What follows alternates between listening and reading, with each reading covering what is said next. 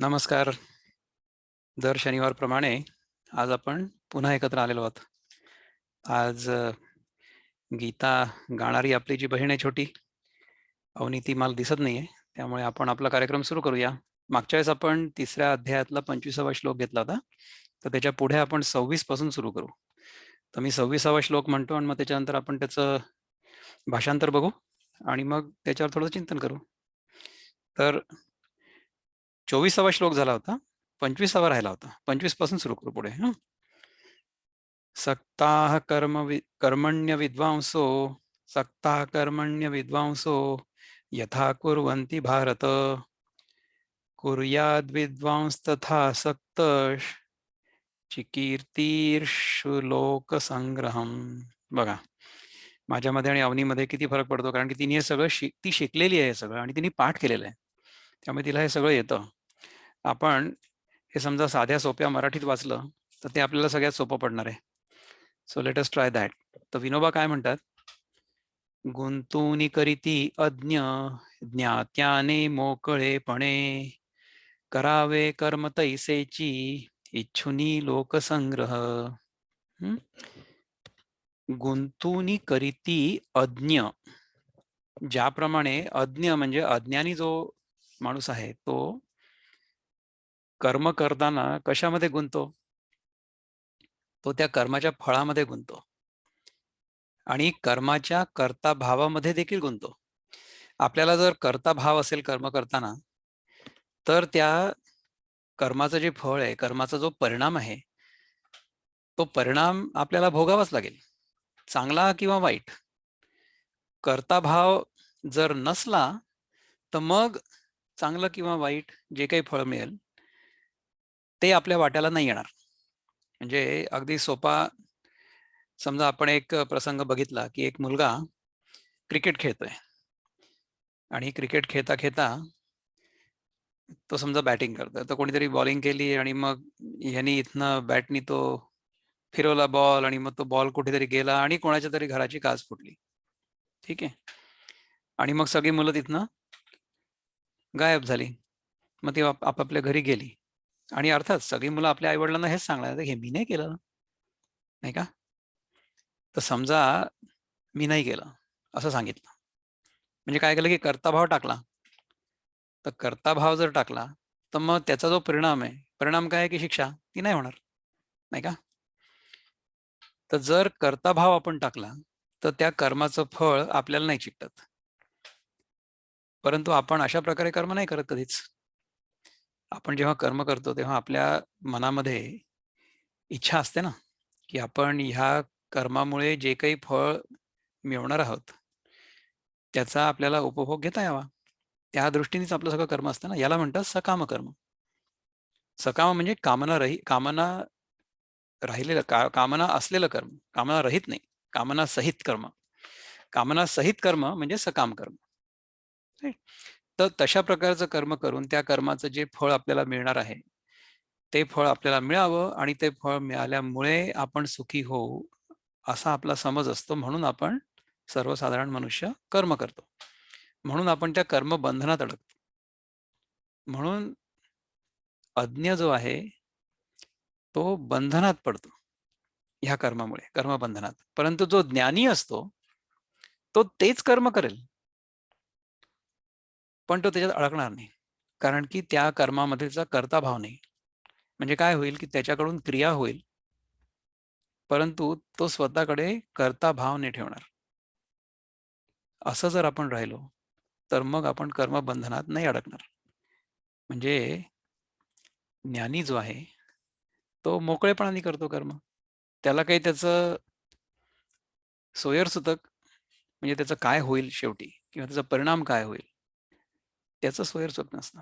तो आपल्या आतल्या प्रेरणेनुसार भगवंत त्याला जशी प्रेरणा देईल आतून, त्याचा आत्मा त्याला आतून जसा प्रेरणा देईल तशा प्रकारे तो मोकळेपणाने कर्म करेल.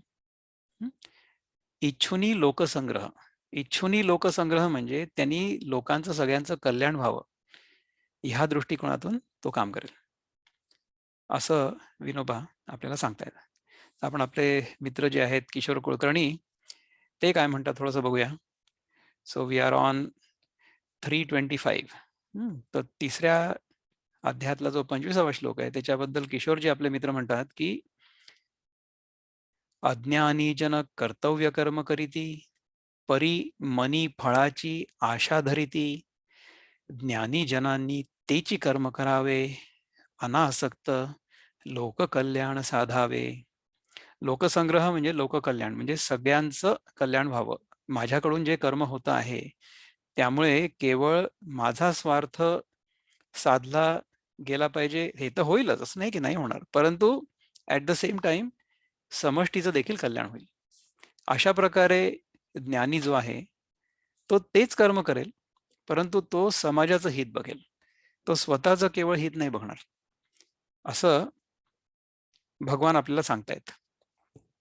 तर वृत्तबद्ध मध्ये हाच श्लोक आपले मित्र किशोरजी कसे म्हणतात ते आपण बघूया.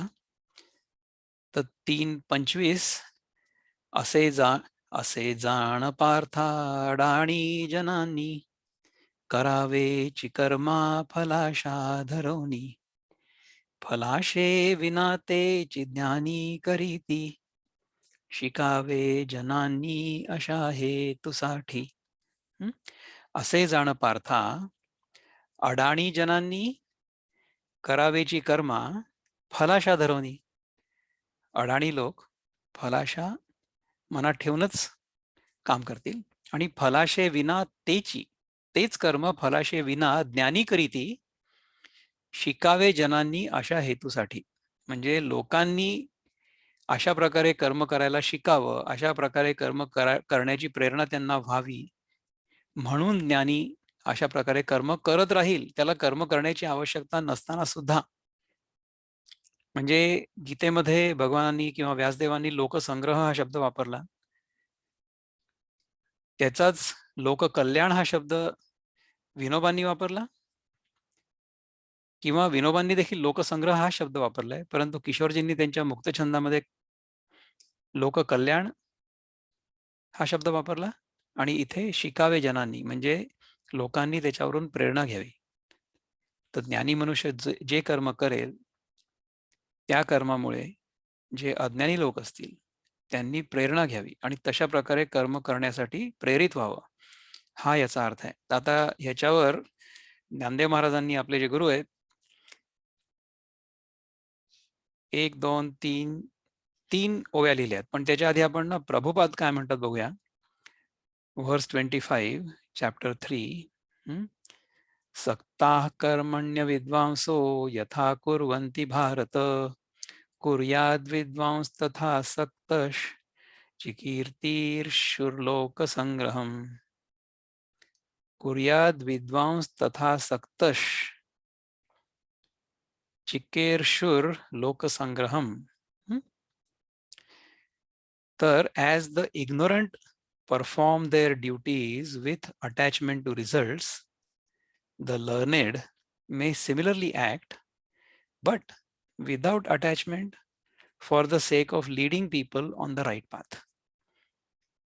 जे ह्याच्या आधी पण आपण कुठला श्लोक बघितला होता ज्याच्यावर आपण पुष्कळ चिंतन केलं. यद यद आचरती श्रेष्ठः तत्तद एवेतरो जनः स यद प्रमाणम कुरुते लोकः तदनुवर्तते. राईट. तर त्याचंच हे सगळं इलॅबोरेशन एक्सप्लेनेशन सुरू आहे. त्याच्यामध्ये ज्ञानदेव महाराज काय म्हणतात पहा. फळाशा ठेवून अंतरी, सकाम जैसा कर्म करी, तैसाच भर कर्मावरी, निरीच्छाचाही असावा. जो मनुष्य निरीच्छ आहे त्यांनी देखील सकाम मनुष्य ज्या प्रेरणेनी किंवा ज्या इन्व्हॉल्वमेंटनी किंवा ज्या पॅशननी सकाम कर्म करतो तेवढ्याच तन्मयतेनी निरीच्छ माणसांनी देखील कर्म करावं, असं ज्ञानदेव म्हणतात.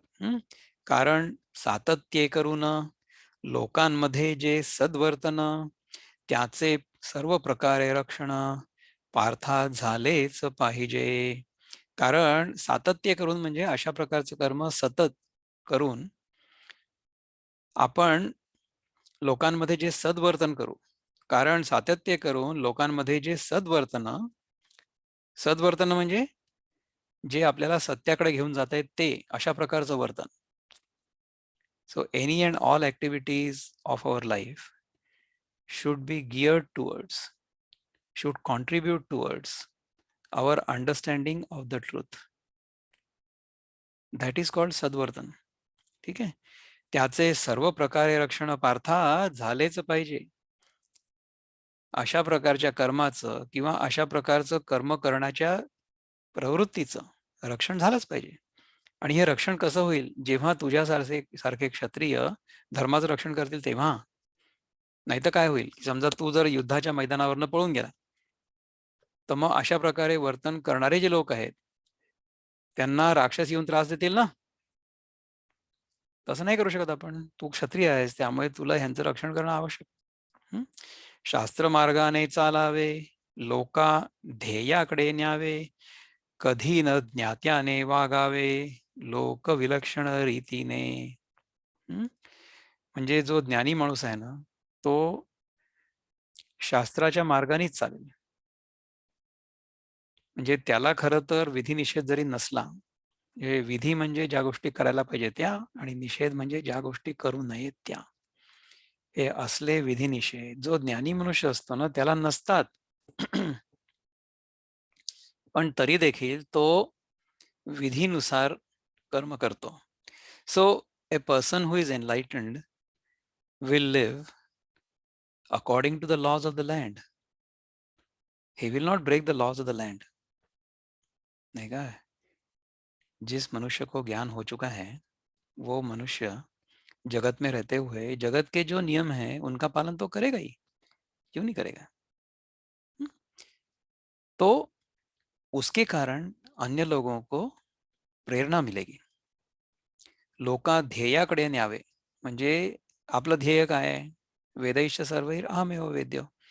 मनुष्य धर्माचं जे ध्येय आहे, मनुष्य जीवाचं किंवा मनुष्य देहामध्ये आलेल्या जीवाचं काय ध्येय आहे? की आपण स्वतःला ओळखायचं. हे अल्टिमेट ऑब्जेक्टिव्ह आहे. तर त्या ध्येयाकडे न्यावे, कधी न ज्ञात्याने वागावे, लोकविलक्षण रीतीने. लोकविलक्षण रीतीने जर आपण वागलो ना, तर काय होईल की आपलं बघून इतर लोक पण तसेच वागतील. म्हणजे ज्ञानी मनुष्याला मूर्तीपूजेमध्ये रस नाही, त्यामुळे तो मूर्तीपूजा करणार नाही समजा. पण जे मूर्तीपूजक आहे की ज्यांना त्याचा फायदा होतोय, त्याचा लाभ होतोय आणि त्याच्यामुळे त्यांची आध्यात्मिक प्रगती देखील होते, त्यांची बुद्धी भ्रष्ट होऊ शकते ना. त्यामुळे ज्ञानी माणसाने कधी कोणाची बुद्धी भ्रष्ट करू नये. जी व्यक्ती त्यांच्या आध्यात्मिक यात्रेमध्ये ज्या पडावावर असेल, तिथून त्यांना हलकेच समोर घेऊन जाण्याचा प्रयत्न करावा, परंतु त्यांचा बुद्धिभेद करू नये. जिथे लोक आहेत तिथून त्यांना हलकेच समोर घेऊन जा, पण त्यांना नावं ठेवण्याची, त्यांना रिडिक्यूल करण्याची काय गरज आहे? You don't have to ridicule them. Let them be. त्यांना कदाचित तुमच्या एवढं परसेप्शन अजून क्लॅरिफाय नाही झालंय त्यांचं. It's okay. तर ह्याच्याबद्दल, ह्या श्लोकाबद्दल जर कोणाला काही चिंतन करायचं असेल तर आपण हात वर करू शकता किंवा अनम्यूट करू शकता, आणि समजा काही विचारायचं असेल किंवा बोलायचं असेल, आपले विचार प्रकट करायचे असतील तर आपण करू शकता. सक्ताः कर्मण्य विद्वांसो यथा कुर्वन्ति भारत, कुर्याद विद्वांस तथा सक्तश चिकीर्तिर लोक संग्रहम. तर अशा प्रकारे ज्ञानी मनुष्य कर्म करेल. ह्याच्यानंतरचा जो श्लोक आहे त्याच्यामध्ये भगवान काय म्हणतात? न बुद्धिभेदम जनयेद ज्ञानाम कर्म संगिनाम, जोषयेत सर्वकर्माणि विद्वान युक्तः समाचरन्. न बुद्धिभेदम जनयेद अज्ञानाम कर्मसंगिनाम, जोषये सर्व कर्माणि विद्वान युक्तः समाचरन्. तर ह्याचे आपण जे इतर लोकांनी अनुवाद केलेले आहेत ते पहिले बघू, आणि मग त्याच्यानंतर ज्ञानेश्वर महाराज काय म्हणतात ते आपण बघूया. तर सगळ्यात पहिले let us go to see what Prabhupada has to say. So as not to disrupt the minds of ignorant men, attached to fruitive results of prescribed duties, a learned person should not induce them to stop work. Rather, by working in the spirit of devotion, he should engage them in all sorts of activities for the gradual development of Krishna consciousness. अर्थात प्रभुपादांचं सगळंच्या सगळं चिंतन भक्तीच्या माध्यमातून झालेलं आहे, किंवा ते कारण ते भक्ती योगी होते, ते भक्ती वेदांती होते. इनफॅक्ट त्यांचं नावच भक्ती वेदांत, भक्ती वेदांत प्रभुपाद. त्यामुळे सगळ्या गोष्टी कशा प्रकारे आपण कृष्णार्पण भावनेनी करायला हव्या, so that we will reach Krishna consciousness, अशावर त्यांचा नेहमीच भर होता. तर त्याच्यासाठी विनोबा काय म्हणतात की नेण त्या कर्मनिष्ठांचा बुद्धिभेद करू नये, गोडी कर्मात लावावी समत्वे आचरू नीती. आपण बुद्धिभेद करू नये हा श्लोक म्हणण्यापूर्वीच 1 मिनिटापूर्वी बोललो. म्हणजे कसं असतं बघा, की ज्या प्रकारे हे विचार व्यासदेवांनी सांगितलेत, त्याच्यामध्ये एक प्रकारचा फ्लो आहे, एक प्रकारची गती आहे, एक प्रकारची दिशा आहे. तर त्या दिशेने आपलं चिंतन जेव्हा सुरू असतं, तेव्हा त्याच प्रकारचे विचार कोणाच्याही मनात येऊ शकतील. ह्याचं हे उदाहरण आहे. कारण की ज्यांना कळतंय त्यांनी, ज्यांना कळत नाही त्यांचा बुद्धिभेद करू नये हा श्लोक वाचण्यापूर्वी मीच सांगितलं. म्हणजे माझ्या तोंडून निघालं आपोआप. मलाही माहिती नव्हतं की ह्याच्यानंतरचा श्लोक म्हणजे हा बुद्धिभेदाचा आहे म्हणून. पण तो आला. तर तशा प्रकारचं चिंतन समजा आपलं सगळ्यांचं होत असलं आणि आपलं मन जर मोकळं असलं, त्याच्यामध्ये जर अहंभाव नसला, की हे मी करतो ही भावना जर नसली, तर तशा प्रकारचे विचार आपल्या प्रत्येकाच्या मनामध्ये येऊ शकतात. हा म्हणण्याचा अर्थ आहे.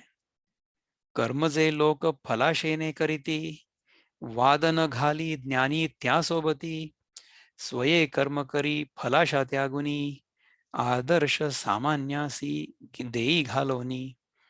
असं किशोरजी म्हणतात, की कर्म जे लोक फलाशेने करतात त्यांच्याशी हा ज्ञानी जो आहे ना, तो वाद नाही घालत. तो स्वतः कर्म करतो. कसं कर्म करतो? फलाशा त्यागुनी. त्याला फळाची काही आशा नाही. तो त्याचा त्याग त्यांनी केलेला आहे. आदर्श सामान्यासी देई घालोनी, म्हणजे सगळ्या सामान्य लोकांना तो आदर्श घालून देतो. अशा प्रकारे तो ज्ञानी कर्म करतो. अडाण्याची कर्मे फलाशे सहिती, तया बुद्धिभेदान ज्ञानी करीती, समस्ता हि कर्मा करावे अलिप्ती, अडाणी जना वस्तू पाठासी देती. अडाणी माणूस फलाशनी कर्म करणार आहे, परंतु ज्ञानी माणूस तेच काम करणार आहे, परंतु अज्ञानाला त्याचा बुद्धिभेद न करता फक्त उदाहरण देऊन सांगणार आहे. म्हणजे आपण जगाला सुधारण्याची काही गरज नाही, आपण फक्त स्वतःला सुधारायचं. म्हणजे आपल्या वर्तनातून लोकांना कसं वागावं हे आपोआप कळेल. तशी आपली सगळी आध्यात्मिक यात्रा असायला पाहिजे. जे प्रयासाने स्तन्य पिई, हे आता ज्ञानदेव महाराज काय सांगतात पाहू आपण. आतापर्यंत आपण 2 वेळा किशोरजींनी काय म्हटलं ते सांगितलं. आता ज्ञानेश्वर महाराज काय म्हणतात आपण पाहू. जे प्रयासाने स्तन्य पिई, ते पक्वानने काय खाई. आता पहा की ज्याला स्तन्य म्हणजे आईचं दूध पिण्यासाठीच कष्ट होत आहेत, तो पक्वान्न खाऊ शकणार आहे का? म्हणून ती जैशी कधीही पार्था शिशूस न घालावी. म्हणजे ज्याप्रमाणे लहान बाळाला आपण मिठाई खायला घालणार नाही, कारण की तो he can barely digest his mother's milk. आपल्या आईचं दूध पचायलाच तर त्याला इतकं जड होत आहे, मग त्याला काय आपण मिठाई आणि रसगुल्ला खायला घालणार आहे का? तर त्याचं तर पोटच बिघडेल, नाही का? तर ज्ञानी मनुष्य जे करतोय ना, त्या भावनेने जरी करत नसेल अज्ञानी माणूस ज्या भावनेने करत असेल, त्याला त्या भावनेने ते करू द्या. आणि ते काम कृष्णार्पण बुद्धीनी किंवा लोकार्पण बुद्धीनी किंवा समष्टीच्या कल्याणाच्या दिशेनी करावं, अशी त्याला प्रेरणा आपण घालून देऊया. अशा प्रकारे जर आपण राहिलो, अशा प्रकारे जर ज्ञानी राहिला, तर त्यांनी अज्ञानी माणसाला लाभ होणार आहे. साधे कर्म ही जयासी, नीट न ये करावयासी, चुकून न सांगावे तयासी, तत्व निष्कर्म स्थितीचे. म्हणजे ज्ञानी माणसाला हे कळलेलं आहे की आपण निष्काम हेतूनी निष्कामपणे कर्म करायला पाहिजे. परंतु जो अज्ञानी माणूस आहे त्याला अजूनपर्यंत हे कळलेलंच नाही ना. त्यामुळे अज्ञानी माणसाला अद्वैत वेदांताचं लेक्चर देण्यामध्ये काहीच मतलब नाहीये. आपण हे जे लोक इथे जमलेलो आहोत सगळेच्या सगळे, त्या लोकांना ह्या विषयामध्ये रस आहे आणि हे खरंच समजून घेण्याची इच्छा आहे म्हणून आपण इथे आलेलो. आपल्याला जर असं वाटत असेल की अद्वैत म्हणजे थोतांड आहे, तर आपली हे शिकण्याची अजूनपर्यंत तयारी झालेली नाही मनाची. तर आपण जिथे आहोत तिथे आपण राहावं आणि जे आपले गुरु आहेत त्यांच्याकडनं आपल्याला जे शिकता येणं शक्य आहे ते आपण त्यांच्याकडनं शिकावं. त्या मार्गामध्ये आपल्याला जितकं पुढे जाता येईल तितकं पुढे जावं. आणि समजा आपल्याला असं लक्षात आलं की ह्या मार्गामध्ये there is a dead end, की ह्याच्या पलीकडे आपण नाही जाऊ शकत. Then you can go further. You can try to figure out की ह्याच्या पलीकडे काय आहे. जोपर्यंत आपली देहबुद्धी आहे, जोपर्यंत आपल्याला असं वाटत असतं की हा देह म्हणजे मी आहे, तोपर्यंत हा देह आपण कर्मयोगामध्येच अर्पण करायला पाहिजे. आणि भगवान सांगतायत की तुम्ही ज्ञानी जरी झालात तरी सुद्धा कर्मयोग सोडू नका. तुम्ही करत राहा कर्म, निष्काम भावनेने करत राहा. म्हणजे तुम्हाला इतर लोकांना आदर्श घालून देता येईल असं सांगतात भगवान. हं? पण लोकांचा बुद्धिभेद नका करू. ज्यांना नाही समजत त्यांना तुम्ही म्हणजे चौथीतल्या मुलाला आपण समजा बॅचलर्स किंवा मास्टर्स लेव्हलचा कोर्स शिकवला, तर डज दॅट मेक सेन्स? अजिबात नाही. काही गरज नाहीये. आपण ज्या वर्गात असतील त्यांना त्या वर्गाचा अभ्यासक्रम त्यांच्यासाठी योग्य असतो आणि त्यांना तो करू द्यावा. त्यांना आपण नावं ठेवण्याची किंवा खाली बघण्याची पण काही आवश्यकता नाहीये. कारण की ते त्या लेव्हलला नाहीच आहेत ना. म्हणजे समजा तू चौथीतल्या एखाद्या कोणाला तरी एम-एस-सीचा पेपर दिला आणि सोडवता नाहीत म्हणून रागवलं. काय काय अर्थ आहे त्याला? फुलिशनेस. असं करण्याची काहीच आवश्यकता नाहीये. हं? सदाचरणी त्या लावावे, तेच केवळ प्रशंसावे, निष्कामानेही दाखवावे, तेच आपुल्या कृतीने. म्हणजे निष्काम मनुष्याला कर्म करण्याची आवश्यकता जरी नसेल तरी सुद्धा त्यांनी सदाचरण करत राहावं आणि सदाचरणाचा एक काय म्हणता येईल की रोल मॉडेल निर्माण करावा. एक पायंड निर्माण करावा. एक उदाहरण निर्माण करावं. जे इतर लोक आचरू शकतील अशा प्रकारे. अशा प्रकारे जर आपण केलं आणि असं जर कोणी करत असेल दुसरं, तर त्याची प्रशंसा पण करावी. हं? तेच केवळ प्रशंसावे. म्हणजे जो अज्ञानी माणूस सकाम कर्म जरी करत असेल, तरी सुद्धा जर ते सदाचरण असेल, तर त्याची प्रशंसा अवश्य करावी. म्हणजे काय आहे, की समजा एखादी व्यक्ती माझं खूप नाव व्हावं, ह्या उद्देशाने समजा एखादी शाळा उघडत असेल किंवा हॉस्पिटल उघडत असेल किंवा समाजोपयोगी दुसरं काहीतरी कार्य करत असेल, तर ठीक आहे, घ्या ना तुम्ही मान मरातब, तुमचा पुतळा उभा करू आम्ही. पण करा चांगलं काम.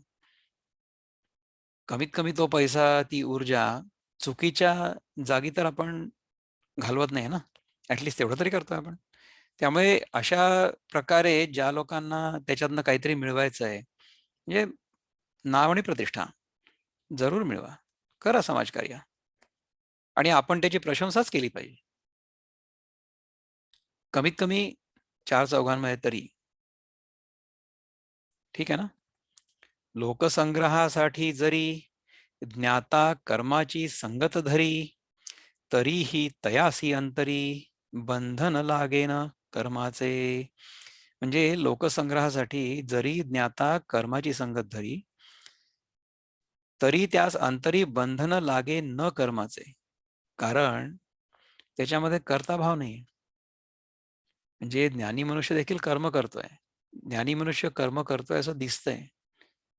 परंतु त्या कर्माचा त्याला लेप होत नाही. म्हणजे त्या कर्माचा चांगला आणि वाईट दोन्ही. एकतर ज्ञानी मनुष्य वाईट कर्म म्हणजे समाजाच्या जे हिताचं नाहीये असं कर्म आपल्या हातात घेणारच नाही. जे काही कर्म घेतलं जाईल आपल्या हातामध्ये ते सगळं कर्म समाजाच्या कल्याणासाठीच असेल. परंतु त्या कर्मातून माझं नाव व्हावं, मला प्रतिष्ठा मिळावी, सगळ्या लोकांनी मला वाह-वाह मिळावी करावी माझी आणि मला नोबेल प्राइज मिळावं वगैरे अशा प्रकारची कुठलीही अपेक्षा त्याच्या मनामध्ये नसणार आहे. का नसणार आहे? कारण ज्ञानी मनुष्याला हे कळलेलं आहे, की ह्या जगामध्ये जे काही दिसतंय, जे काही आहे ते स्वप्नवतच आहे. आत्ता आहे आणि उद्या नाहीये. ही ज्याची दृढ श्रद्धा आहे किंवा हा ज्याचा अनुभव आहे, त्याला जगामध्ये नोबेल प्राइज मिळालं किंवा नाही मिळालं, काही फरक पडेल? आचार्य शंकरांना, आदी शंकराचार्यांना समजा आपण भारतरत्न दिलं, त्यांना काही फरक पडेल? काहीच नाही. त्यांनी जे कार्य केलं, ते काही भारतरत्न मिळवण्यासाठी केलं का? विवेकानंदांनी जे कार्य केलं, त्यांना सगळ्यांनी कोणीतरी वाह-वाह म्हणावं किंवा त्यांना भारतरत्न मिळावं ह्याच्यासाठी केलं होतं? अजिबात नाही. भारतरत्न समजा अशा माणसांना दिलं, तर भारतरत्न ह्या पुरस्काराची प्रतिष्ठा वाढते. विवेकानंदांची प्रतिष्ठा नाही वाढत. त्यामुळे आपले जे रोल मॉडेल्स आहेत ना, ते असे पाहिजे, की जे पुरस्काराच्या पलीकडे गेलेत. हं. पण ते लोक जे काम करतील, ते लोकसंग्रहासाठी करतील. मग त्यांनी एवढं सगळं वेदांत सोसायटी ऑफ न्यूयॉर्क उभी केलेली आहे इथे. तर त्यांनी ती केली त्याच्यामुळेच तर आम्ही त्यांच्याकडे जाऊ शकतो, तिथे शिकू शकतो. असं आहे ना. त्यांनी लोकसंग्रहासाठी जरी केलं, त्यांनी कर्माची संगत घेतली, पण त्या कर्माचा लेप त्यांना नाही झाला. म्हणजे त्याच्यातून त्यांना काहीतरी मिळावं किंवा मान मिळावा, प्रतिष्ठा मिळावी, अशा प्रकारची त्यांची काहीच कल्पना नव्हती किंवा इच्छा नव्हती. हं. जेवी बहुरूपी राजा राणी होतो नसता भावमनी, परी सोंगाची संपादणी, करीतो मात्र यथास्थित. म्हणजे काय आहे, की आपण इथे we are only playing roles. आपण सगळेजण आपल्याला जे काही स्वधर्मरूपी कर्म प्राप्त झालेलं आहे ह्या जन्मामध्ये, ते फक्त पात्र आपण वठवतोय. अशा प्रकारे आपण जर ते पात्र व्यवस्थित वठवलं, तन्मयतेने, पण फक्त पात्र वठवतोय हे आपल्याला माहिती असायला पाहिजे. म्हणजे जे मनात ठेवून, की मी फक्त पात्र वठवतोय आणि ते पात्र वठवून संपलं, की आपण आपल्या आतमध्ये स्वरूपामध्ये परत यायचं आहे. म्हणजे आपण दिवसभरामध्ये किती पात्र वठवतो विचार करा बरं. म्हणजे आपण आपलं एक पात्र असतं घरामधलं. म्हणजे घरामध्ये आपण पती, पत्नी, मुलगा, मुलगी, आजी, आजोबा जे काही असेल ते पात्र. हं. ते पात्र सापेक्ष आहे. म्हणजे पत्नीच्या दृष्टिकोनातून मी पती आहे. मुलांच्या दृष्टिकोनातून मी पिता आहे. आई-वडिलांच्या दृष्टिकोनातून मी पुत्र आहे. तर ही तिन्ही पात्र त्या नात्याच्या दृष्टिकोनातून मला ती वठवायची आहेत. आमचे स्वामीजी सांगतात, की आपल्यापेक्षा जे लहान असतील ना, त्यांच्याकडे बघून आपण क्षमा करावी. म्हणजे ते काय, हां, हे लहानच आहे असं करतात. त्यामुळे त्यांच्या प्रती आपल्या मनामध्ये क्षमाभाव असावा. हं. आणि आपल्या बरोबरीचे लोक असतात, त्यांच्या प्रती आपल्या मनामध्ये मैत्रीचा भाव असावा, मित्रभाव असावा. आपल्यापेक्षा जे वडील लोक आहेत, वयाने, ज्ञानाने, पैशाने, अधिकाराने, त्यांच्या प्रती आपल्या मनामध्ये आदरभाव असावा. हं. मग ते सांगतात, की मग पत्नीविषयी काय असावं? ते तर सगळ्यात महत्त्वाचं आहे. तिच्यासोबत कुठला भाव असावा आपला? कुठल्या प्रकारे आपलं वर्तन असावं? तर ते सांगतात, की जेव्हा तुमची पत्नी बोलत असेल ना, तेव्हा तुम्ही चूप राहा आणि ती जेव्हा चूप असेल, तेव्हा तुम्ही बिलकुल बोलू नका, असं सांगतात. म्हणजे काय होईल? की नेहमी शांती नांदेल. अशा प्रकारे जर आपलं वर्तन व्यवहारामध्ये असलं, म्हणजे काय की आपण आपलं पात्र व्यवस्थित वठवतो आणि स्वतःच्या स्वरूपामध्ये आपण स्थित आहोत. म्हणजे बघा की जो खराच नट आहे तो काय 24 तास त्या भूमिकेत नाही राहत ना. तो रंगमंचावरची त्याची जी भूमिका आहे ती भूमिका रंगमंचापर्यंतच असते.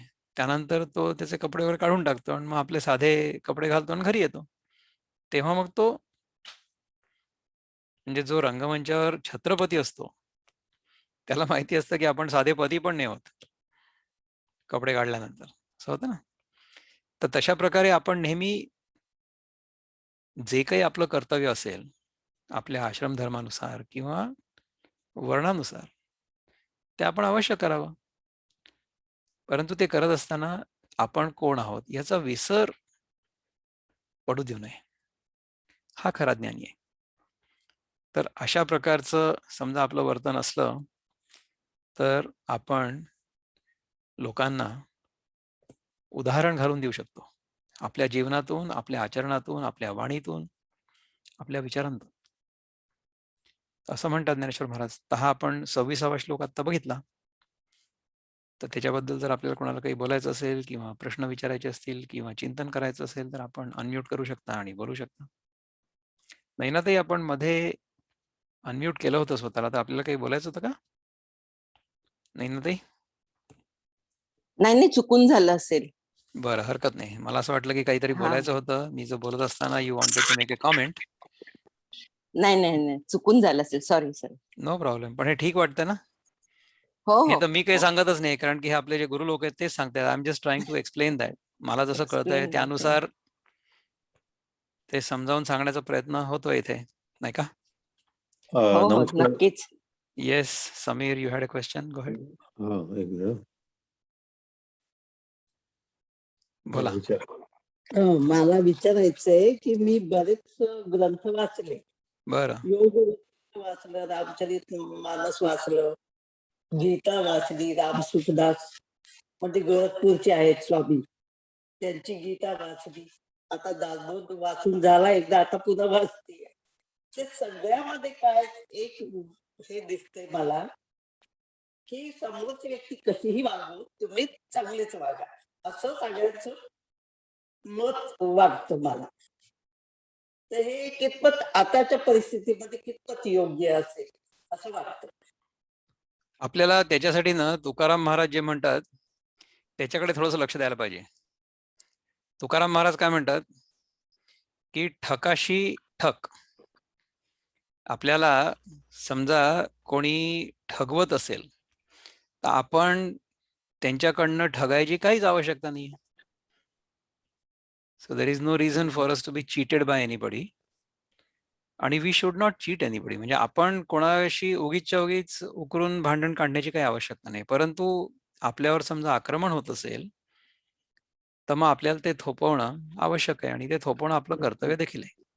मग हरकत नाही असं असेल तर तर. तेच तर आपल्याला अर्जुन म्हणजे अर्जुनाच्या रूपाने भगवान सांगतायत ना. हो.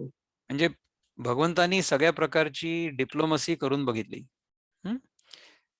परंतु त्याचा काही उपयोग झाला नाही.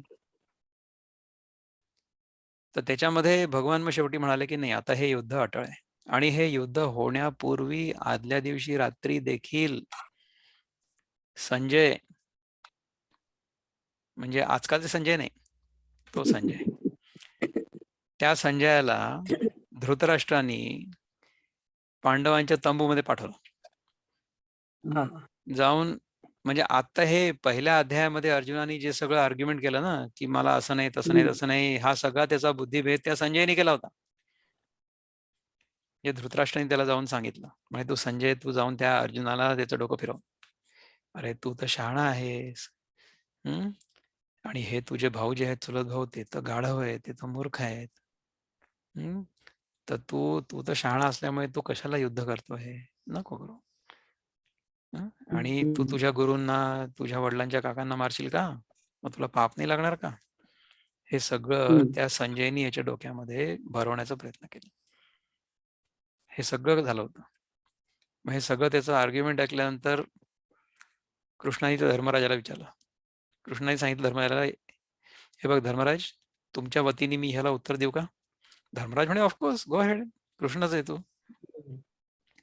तर त्यांनी संजयला सांगितलं, युद्ध होणार आहे, तू परत जा, धृतराष्ट्राला सांग की युद्ध होणार उद्या सकाळी, गेट रेडी, गो. बस, नो आर्ग्युमेंट. कारण आतापर्यंत डिप्लोमसी, आर्ग्युमेंट सगळं करून झालेलं आहे. तेव्हा काय उत्तर दिलं होतं? सुईच्या टोकावर मावेल एवढी जमीन देखील मी तुम्हाला देणार नाही, आणि ते युद्ध केल्याशिवाय. मग आता ठीक आहे. मग कृष्ण म्हणाला की ठीक आहे, आता पाहून घेऊ. तुम्ही आमच्यावर हे धर्मयुद्ध लादलेलं आहे. आम्ही तुम्हाला ह्याच्या आधी पुष्कळ प्रयत्न करून पाहिले की नाही ठीक आहे, आम्हाला 5 गावं द्या, 5 घरं द्या. 5 घरं पण द्यायला तयार नाही. मग आता युद्ध होणार आहे, जा सांग त्याला. आता म्हणा की युद्ध होणार, उद्या सकाळी पाहून घेऊ पण काय करायचं. तरी सुद्धा सकाळी उठल्यानंतर जेव्हा ही सगळी सेना बघितली आणि कृष्णाने बरोबर त्याचा रथ त्या द्रोणाचार्य आणि भीष्माचार्य यांच्या समोर जाऊन ठेवला. कारण की कृष्णाला पण माहिती होतं की ह्याला जर आपल्याला सत्य सांगायचं असेल तर पहिले ह्याचा विषाद जो आहे त्याचा योग व्हायला पाहिजे.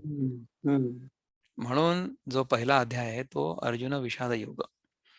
म्हणजे जोपर्यंत आपल्या सगळ्यांच्या जीवनामध्ये जन्म मरणाचा प्रसंग येत नाही तोपर्यंत आपल्याला अशा प्रकारच्या ज्ञानाबद्दल उत्कंठा किंवा औत्सुक्य निर्माणच नाही होत.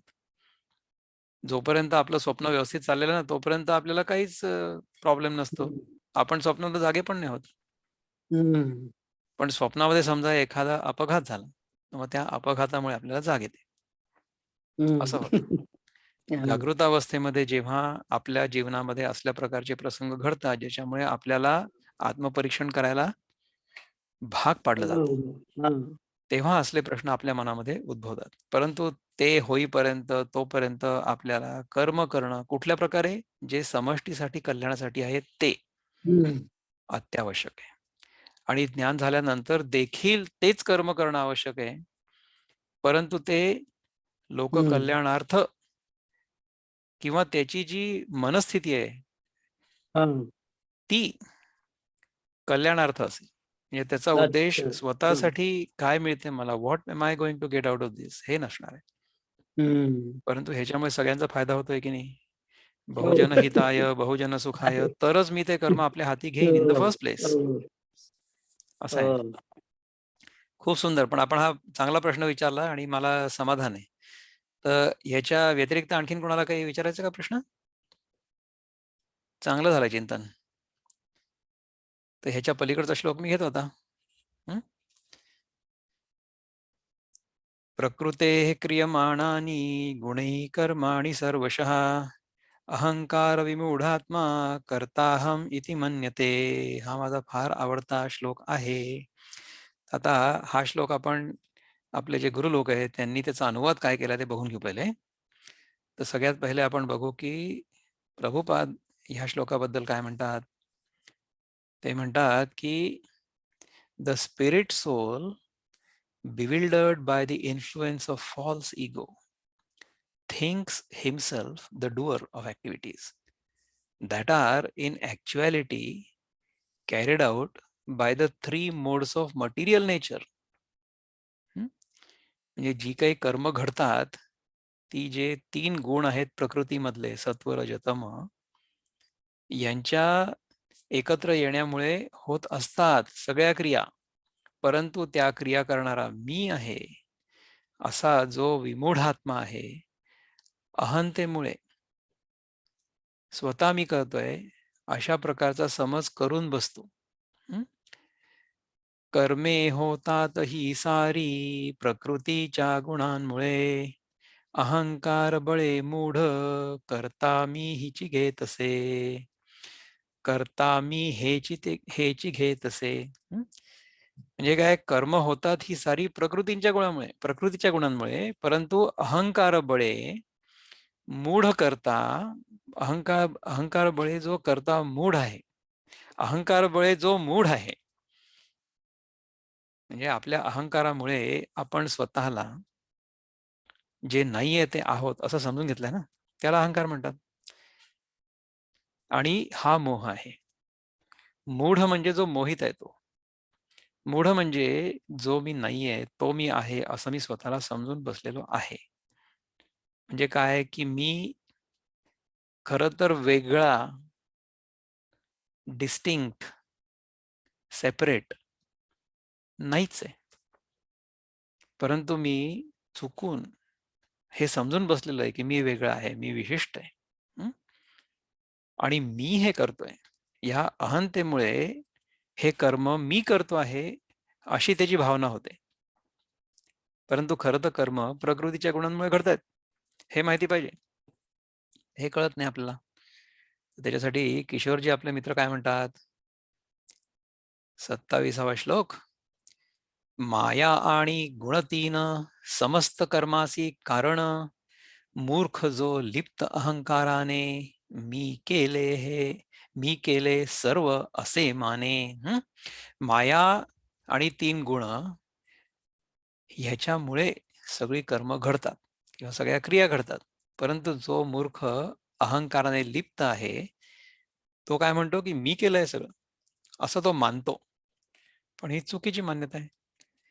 गुणातीन निर्मित ती प्रकृती ही कराव्या तयानी समस्ता क्रियाही परीमीची करता से मूर्ख मानी शरीरासी जो मी म्हणे तो अडाणी. गुणातीन निर्मित ती प्रकृती ही प्रकृती आणि 3 गुण ह्यांनी मिळून ह्या तिघांनी आणि मिळून 3 गुणांनी आणि प्रकृतीने मिळून समस्ता क्रिया ही ह्या सगळ्या क्रिया या प्रकृतीमध्ये घडत असतात या 3 गुणांच्या कॉम्बिनेशनमुळे, एकत्र येण्यामुळे. ठीक आहे. परी मीची करता असे मूर्ख मानी. जो मूर्ख आहे, मूढ आहे, तो असं मानतो की मीच करताय. जो शरीरासी मी म्हणतो, शरीरासी जो मी म्हणे, म्हणजे ज्यांनी स्वतःच्या शरीराला मी, हे शरीर म्हणजे मी आहे असं मानलेलं आहे, तो असं म्हणतो की हे मी करतोय. तो अडाणी आहे. ही इज दी अज्ञानी. अडाणी म्हणजे अज्ञानी या शब्दाचा अपभ्रंश आहे, म्हणजे अडाणी. मराठीमध्ये आपण अडाणी म्हणतो. ऍक्च्युअल शब्द अज्ञानी आहे संस्कृत मधला. दुसऱ्याचे ओझे जरी, हे ज्ञानेश्वर महाराज म्हणतात. दुसऱ्याचे ओझे जरी घेतले निज शिरावरी त्या भारा खालती तरी दडपले जावे लागते. ज्याप्रमाणे समजा आपण एखाद्या दुसऱ्याचं ओझं आपल्या डोक्यावर घेतलं तर त्या भाराखाली आपण दडपले जाऊ ना. तसं होतं अहंकार असलेल्या माणसाचं, की जो स्वतःला करता अहम इति मन्यते, ज्याची अशी मान्यता आहे की मी करताय, तो त्या कर्माच्या किंवा अहंतेच्या ओझ्याखाली दबलेला असतो.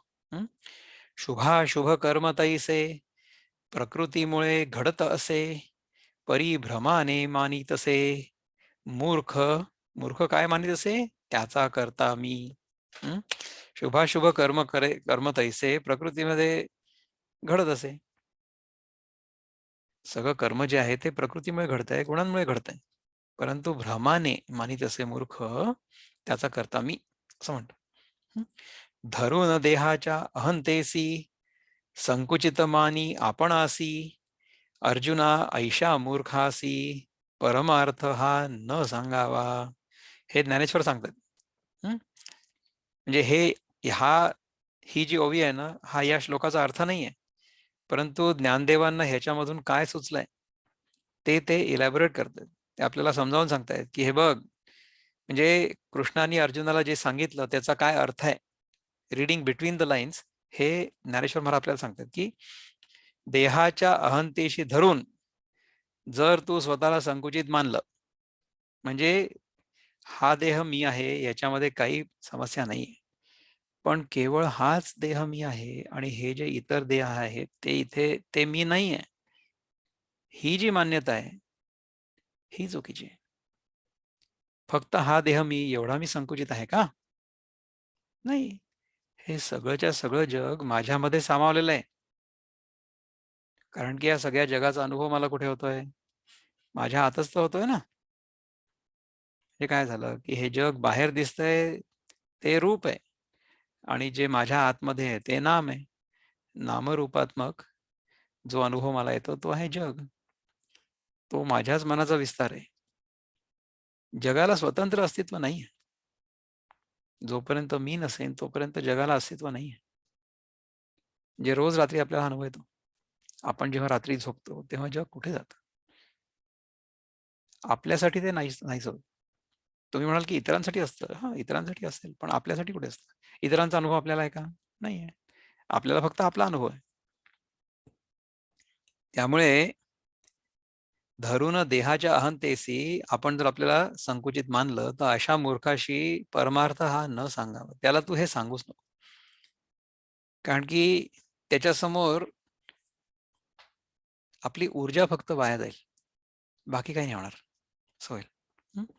आता हिताचे तुझ काही सांगतो मी येथ पाही, ते तू नीट चित्ती घेई दक्षतेने ऐकून या. आता हे बघ, मी तुला तुझ्या हिताचं काहीतरी सांगणार आहे, ते तू नीट ऐक, ते तू नीट चित्ती घेई दक्षतेने ऐकून या. दक्षतेने म्हणजे यू बी अटेंटिव्ह. असं जर तू ऐकलं तर ते ते ते आता मी तुला काहीतरी फार महत्वाची गोष्ट सांगणार आहे. तर ती काय गोष्ट आहे? तर भगवान सांगतात की तत्ववित्तु महाबाहो गुणकर्म विभागयोः गुणागुणेषु वर्तन्त इति मत्वा न सज्जते. हा श्लोक आहे संस्कृत मधला. तर या संस्कृत श्लोकाचं जे रूपांतर आहे मराठी मधलं ते आपण विनोबा काय म्हणतात ते आपण बघूया. पहिलं विनोबा. कर्मे होतात ही सारी प्रकृतीच्या गुणांमुळे, अहंकार बळे मूढ करता मी हेची घेतसे. तर ह्याच्या आधीचा श्लोक होता. गुण हे आणि ही कर्मे ह्याहुनी वेगळाची मी, जाणे तत्वज्ञ गुंतेना गुणात गुण वागता. गुण हे आणि ही कर्मे ह्याहुनी वेगळाची मी, ह्याच्यापासून मी वेगळा आहे. हे कोण जाणतं? तत्वज्ञ. ज्याला तत्व कळलेलं आहे. तत्वज्ञ म्हणजे तत्व जाणणारा. तत्वाचं ज्ञान ज्याला झालेलं आहे तो तत्वज्ञ. शास्त्राचं ज्ञान ज्याला झालेलं आहे तो शास्त्रज्ञ. क्षेत्राचं ज्ञान ज्याला झालेलं आहे तो क्षेत्रज्ञ. आणि ज्याला कुठलंच ज्ञान झालेलं नाही तो अज्ञ. तर हा ज्ञ हे जे अक्षर आहे, ज्ञ अक्षर जे आहे ना, त्या ज्ञ अक्षराचा अर्थ म्हणजे आपल्याला त्याचं ज्ञान झालेलं असणं हा आहे. ठीक आहे. आणि ज्ञान आणि जाण हे दोन्ही समानार्थी शब्द आहेत. तर ज्ञान ह्या शब्दावरूनच जाण हा शब्द निर्माण झालेला आहे. जाणे तत्वज्ञ गुंतेना गुणात गुण वागता. गुणात जेव्हा गुण वागतात, एकमेकांशी संबंध त्यांचा येतो, तेव्हा ज्या प्रकारचं कर्म घडतंय त्याच्यामध्ये हा तत्वज्ञ गुंततच नाही. तो म्हणतो की ठीक आहे, हे प्रकृतीमध्ये चाललेलं आहे. गुण एकमेकांच्या सोबत आल्यामुळे सत्वगुण, रजोगुण, तमोगुण हे सगळे एकत्र आल्यामुळे हे चाललेलं आहे. चालू द्या. पण मी त्याच्यापेक्षा वेगळा आहे. ते मी नाही आहे. हे जेव्हा आपल्याला कळतं तेव्हा आपण त्याच्यामध्ये अडकत नाही. तर प्रभुपद काय म्हणतात ह्या श्लोकाविषयी? One who is in knowledge of the absolute truth, O mighty armed, does not engage himself in the senses and sense gratification, knowing well the differences between work in devotion and work for fruitive results.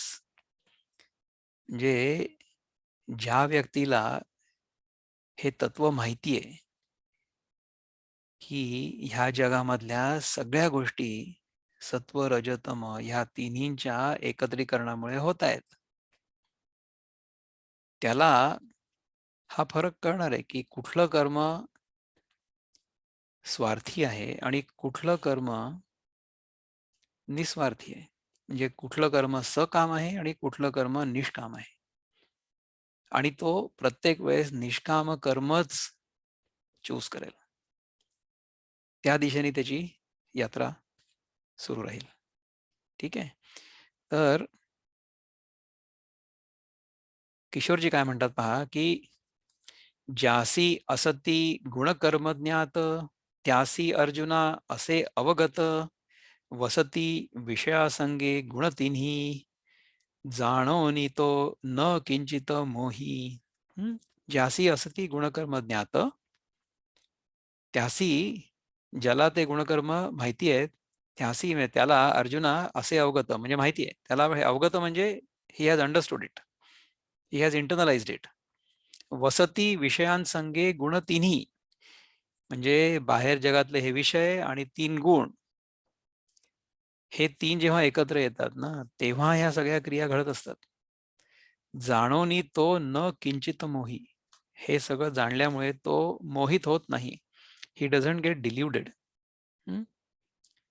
गुणातीन निर्मित ती प्रकृती ही, कराव्या तयानी समस्ता क्रियाही, परीमीची करता से मूर्ख मानी, शरीरासी जो मी म्हणे तो अडाणी.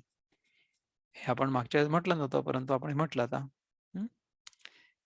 असे ज्ञान ज्यासी गुणांचे समस्ती, तया ज्ञात हे विषयी गुण वस्ती, करावे तयांचे स्वभावे गुणांनी, प्रपंची राहती अलिप्ती म्हणूनी. असे ज्ञान ज्यासी गुणांचे समस्ती, समस्त गुणांचं म्हणजे सगळ्या गुणांचं ज्ञान अशा प्रकारे ज्या माणसाला झालेलं आहे, तया ज्ञात हे विषयी गुणवस्ती. हे सगळे विषय जे आहेत हे ह्या गुणांमध्येच आहेत. विषयांचे देखील गुण आहेत, नाही का? जे काही वस्तू जड आहेत, काही वस्तू तरल आहेत, काही वस्तूंमध्ये देर इज अ डायनामिझम, आणि काही वस्तू सात्विक आहेत. सात्विक, तामसिक आणि राजसिक ह्या तिन्ही गुणांनी युक्त ही सगळी प्रकृती आहे. ठीक आहे. करावे तयांचे स्वभावे गुणांनी, तर त्यांचं जे गुणांमध्ये होत आहे ते होऊ द्यावं, आणि प्रपंची राहती अलिप्ती म्हणून. आणि ह्या प्रकारे जे प्रपंचामध्ये, प्रपंच म्हणजे 5 गोष्टी, प्रपंच, ओरिजिनल 5 थिंग्स, द 5 एलिमेंट्स. कुठले 5 एलिमेंट्स? आकाश, वायू, अग्नी, जल आणि पृथ्वी. हे 5 जे एलिमेंट्स आहेत, पंचमहाभूत, ती पंचमहाभूत आणि हे 3 गुण, सत्व रजतम, ह्या 8 गोष्टी एकत्र जेव्हा येतात तेव्हा प्रकृतीचा निर्माण होतो. अशी ही अष्टधा प्रकृती असं म्हणतात. बरोबर आहे. प्रपंची राहती, ह्या प्रपंचामध्ये किंवा ह्या जगामध्ये जो ज्ञानी मनुष्य आहे तो अलिप्त राहील असं म्हणतात. ठीक आहे. तर की प्रकृतीच्या गुणामुळे कर्म उत्पन्न होते सगळे, तत्वनिष्ठ जे चांगले ते न घेती करतेपण. प्रकृतीच्या गुणांमुळे कर्म सगळं उत्पन्न होतं हे त्यांना कळलेलं आहे, म्हणून जे चांगले तत्वनिष्ठ आहेत ते करतेपण घेत नाहीत. त्यांना माहिती आहे की हे सगळंच्या सगळं प्रकृतीमध्ये जे घडतंय ते गुणांमुळे घडतंय, त्यामुळे मी करता नाहीये. करता हा मिती मान्यते असं त्याला होतच नाही. अहंकार विमूढात्मा करता हा मिती मान्यते, राईट. तर जो विमूढात्मा आहे तो स्वतःला करता समजतो, परंतु जो ज्ञानी आहे तो स्वतःला करता समजतच नाही. ते देहाभिमाना सोडिता, ते देहाभिमाना सोडिती, गुणकर्मांच्या पारजाती आणि देहामध्ये राहती, होऊन मात्र साक्षीभूत. ते देहाचा अभिमान सोडतील. ते हा देह म्हणजे मी आहे किंवा हा देह माझा आहे अशा अभिमानामध्ये ते राहणारच नाहीत. कारण की त्याला कळलेलं आहे की हे सगळं जे जगामध्ये घडतंय, इन्क्लुडिंग माय देह, माझा देह देखील प्रकृतीचाच एक भाग आहे. त्यामुळे तो देखील सत्वरजतम ह्या 3 गुणांमुळे इकडे तिकडे हालचाल करतोय. तो मी नाहीये. हा देह म्हणजे मी नाहीये. हे अगदी पक्क माहिती पाहिजे. हे जर माहिती असलं तर मग आपण स्वतःकडे करते पण घेणारच नाही. कारण की आपल्याला कळेल की हे सगळं प्रकृतीच्या नियमांनुसार गुणांच्या प्रभावामुळे घडते. ते देहाभिमाना सोडती, गुणकर्मांच्या पारजाती आणि देहामध्ये राहती, होऊन मात्र साक्षीभूत. ते देहाभिमान सोडून देतील, गुणकर्मांच्या पार जातील ते, गुण आणि कर्म यांचा त्यांच्यावर परिणाम किंवा लेप होणार नाही आणि देहामध्ये राहती होऊन मात्र साक्षीभूत.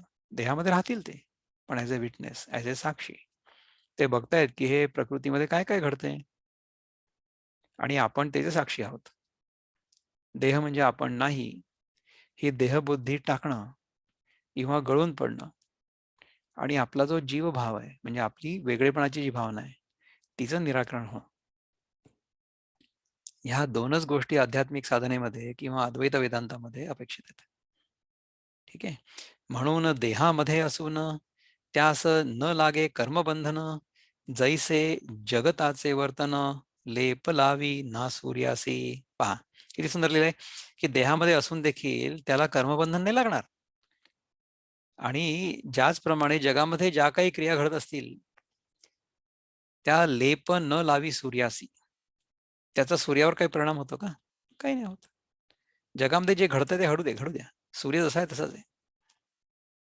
एका कुठल्या तरी अध्यायामध्ये भगवान सांगणार आहे की हा वेद जो आहे किंवा हे सगळं ज्ञान जे आहे हे सगळ्यात पहिले मी सूर्याला दिलं आणि मग सूर्याकडून मनू ते शिकला. मनू म्हणजे मनन करणारा माणूस, सूर्याकडून ते शिकला असं सांगणार आहे पुढे. तर आता बघा की 4 मिनिट उरलेत आपल्या तासाला अजून. आतापर्यंत जे चिंतन झालं त्याच्याबद्दल जर आपल्याला कोणाला काही म्हणायचं असेल तर आपण बोलू शकता. आपण अनम्यूट करा स्वतःला आणि बोला. कोणाला काही बोलायचंय का?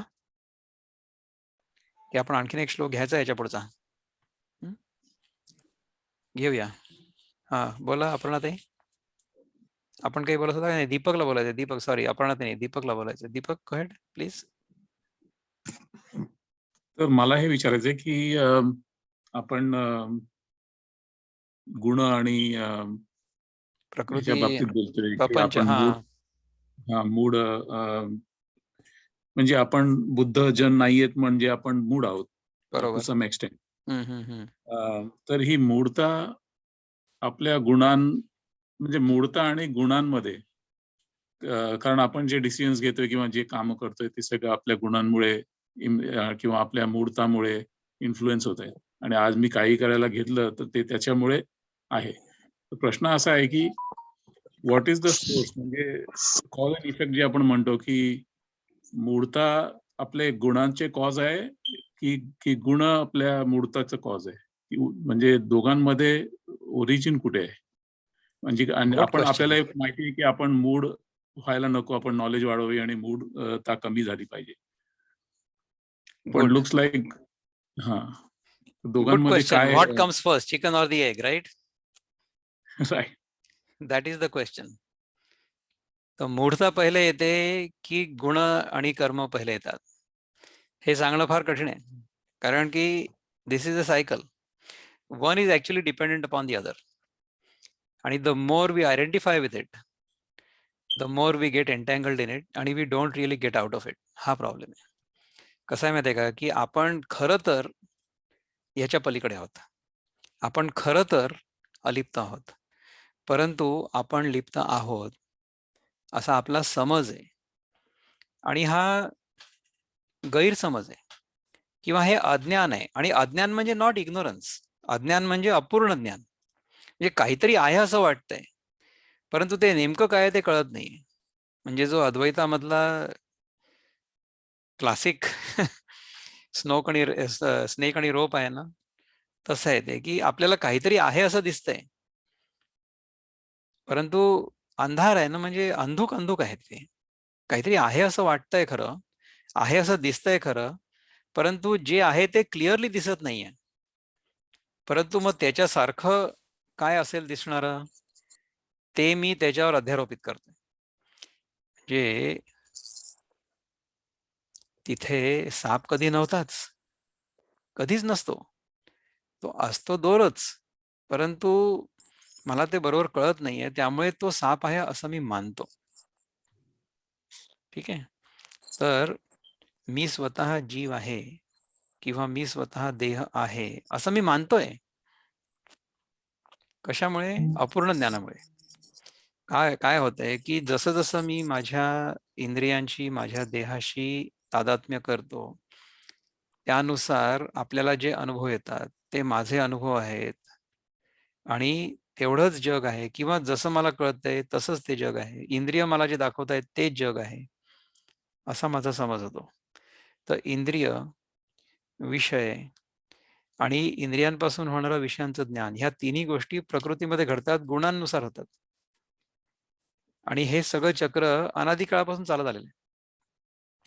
अज्ञानाला, इग्नोरन्सला there is no beginning. There is no beginning. म्हणजे मागे आपण एकदा एक उदाहरण घेतलं होतं पहा, की आता तुम्हाला फ्रेंच येतं का? फ्रेंच नाही येत. कधीपासून नाही येत? नाही येत, कधीपासूनच नाही येत. There is no beginning for that ignorance, right?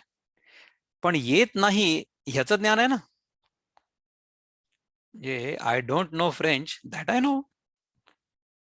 म्हणजे ज्ञान हे अपूर्ण ज्ञान आहे, पूर्ण ज्ञान नाही. म्हणजे इथे मला असं वाटतंय की मी हा जीव आहे, मी हा देह आहे, असं मला वाटतंय, पण ते खरं आहे का हे मी कधी पडताळून पाहिलंच नाही. हा माझा प्रश्न आहे. तर जेव्हा मला हे कळतं की ह्या सगळ्या गोष्टी ह्या प्रकृतीमध्ये घडतायत, ह्या मायेच्या प्रभावामुळे घडतायत, तेव्हा मी त्याच्यापासून मुक्त कसा होईन याच्याबद्दल विचार करायला सुरुवात करतो. तर त्याचीच ही सगळी चिंतनाची प्रक्रिया सुरू आहे आपली. तर होईल एक दिवस हे चिंतन केव्हा तरी पूर्ण होईल आणि आपल्याला ते एकदम डोक्यामध्ये प्रकाश पडेल आणि प्रकाश पडल्यानंतर मग आपल्याला त्या प्रकाशामध्ये दिसेल की अरे हा तर नेहमी दोरच होता. आपण ह्याला उगीच साप समजत होतो. काही गरजच नाहीये. So that's how we will understand who we are. That's how we will understand the true nature of this world. And then we will realize that until then we were considering this to be real, but this is only an appearance. Okay, so we have mistakenly assumed this world to be real, which it is not. Okay, in this world, while we are in the world, while we are identified with the body, we have to work according to the laws of karma, according to karma yoga, according to bhakti, according to yoga. हे सगळं करणं आवश्यक आहे. Because we want to go beyond it eventually. तर अशा प्रकारे ह्या गुणांच्या आणि प्रकृतीच्या पलीकडे आपण जाऊ आणि मुक्त होऊ. आणि मग असं आपल्या लक्षात येईल की अरे आपण मुक्त नेहमीच होतो, बंधनात होतो हे आपण मानलं होतं. अशा प्रकारचं अवेअरनेस आपल्याला सगळ्यांना येईल, रिअलायझेशन आपल्या सगळ्यांना येईल. अशा प्रकारे सगळ्यांना त्याचा बोध होईल, अशी प्रार्थना करून आजचं चिंतन आपण इथे थांबवूया. धन्यवाद.